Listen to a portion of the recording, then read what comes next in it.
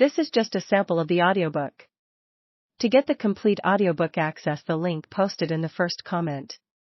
An immigrant runner, one of hundreds who worked Castle Garden Wharf in Lower Manhattan, where the immigrant ships disgorged their human cargo. Each day he watched the arrival of his countrymen, and his heart ached at what he saw.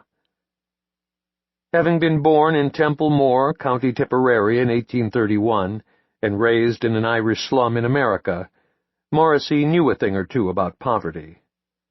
In Troy, whenever his father was able to find work, it had been at the local wallpaper factory or on the docks alongside other Irish laborers. Young John had grown up believing his family was dirt poor, but what he saw at Castle Garden made him reassess his circumstances. Gaunt, haunted Irish peasants arrived by the boatload, weak from dropsy and gout, clinging to satchels that contained all that they owned. They told shocking tales of the great famine that had ravaged the old country over the last few years, and of the horrific, disease-ridden journey across the ocean in hopes of a better future. It was Morrissey's job to greet these new arrivals and direct them to soup kitchens and boarding houses controlled by the Reinders organization. Mixed in among the many legitimate immigrant runners were dozens of con artists and land sharks, men who preyed upon the ignorant new arrivals. Later accounts of the era often characterized the job of the immigrant runner as that of a parasite, which may have been a bit harsh. Certainly the position straddled the line between charity and exploitation.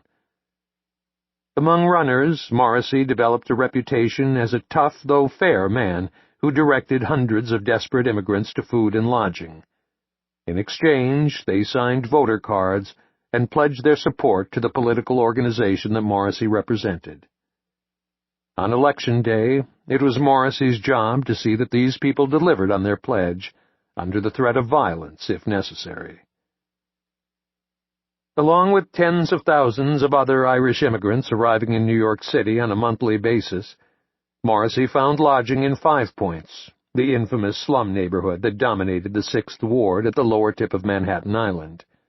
For a time he lived in a boarding house on Cherry Street and frequented a grog shop, or speakeasy, on Lower Broadway known as the Gem Saloon. 5 Points was a lively area, though the physical conditions of the district were awful.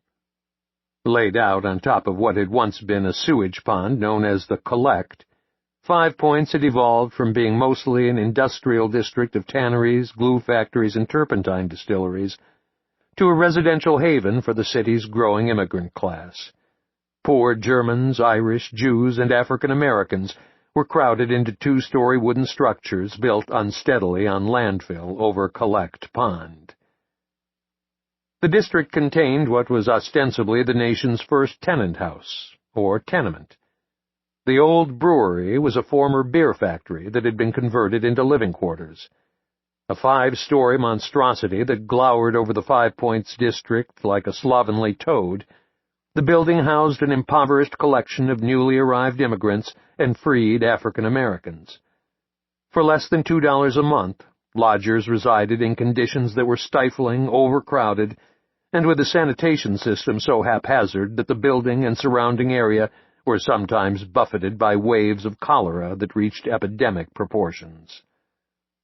Fetid conditions in the old brewery almost guaranteed that the building would become the center of much violence and depravity in the district. In the sprawling basement, known locally as the Den of Thieves, gambling, organized dogfights, prostitution, and all manner of robbery and assault were not uncommon. For local authorities, be they police or officials of the Association for Improving the Conditions of the Poor, AICP, the old brewery was a virtual no-go zone. The belief was that if you entered uninvited, you were not likely to come out alive. Within the building's many warrens and hallways, violent crimes, including rape and murder, were so commonplace that years later, when the building was finally demolished, observers claimed to see construction workers carrying out bags of bones belonging to numerous murder victims who had been buried beneath the building's floorboards and in the walls. The abysmal conditions in the old brewery spilled out into the district, creating an area that became well known for general licentiousness and depravity. There was a saloon or speakeasy on nearly every corner, with drunks stumbling out into the streets to be jack-rolled.